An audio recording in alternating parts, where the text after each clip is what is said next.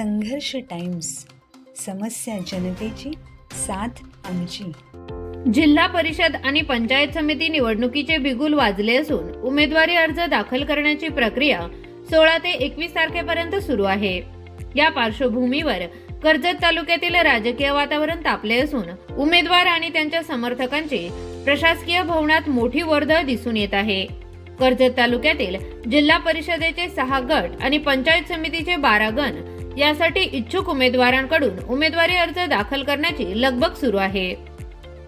याच दरम्यान सोमवारी दिनांक 19 रोजी शिवसेना उद्धव बाळासाहेब ठाकरे पक्षाचे पदाधिकारी योगेश घोलप यांनी बीड पंचायत समितीच्या सर्वसाधारण महिला राखीव गणातून आपल्या पत्नी सौ संपदा योगेश घोलप यांच्या नावाने उमेदवारी अर्ज नेल्याने राजकीय वर्तुळात चर्चेला उधाण आले आहे।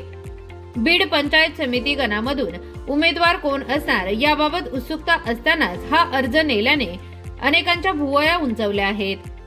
परिवर्तन विकास आघाडीमध्ये राष्ट्रवादी काँग्रेस पक्ष आणि शिवसेना उद्धव बाळासाहेब ठाकरे पक्षाचा समावेश आहे। सौ संपदा योगेश घोलप यांच्या उमेदवारीबाबत योगेश घोलप यांच्याशी संपर्क साधला असता त्यांनी सांगितले की परिवर्तन विकास आघाडीचे नेते सुधाकर घारे आणि नितीन सावंत जो निर्णय घेतील तो आम्हाला मान्य असेल। सध्या अंतिम निर्णय आघाडीच्या नेत्यांवर सोपवण्यात आला आहे। सौ संपदा योगेश घोलप या बीड पंचायत समिती सर्वसाधारण महिला गणातून इच्छुक उमेदवार आहेत। योगेश घोलप हे गेले 10 वर्ष शिवसेनेत सक्रिय असून शिवसेनेचे कर्जत खालापूर विधानसभा समन्वयक म्हणून कार्यरत आहेत।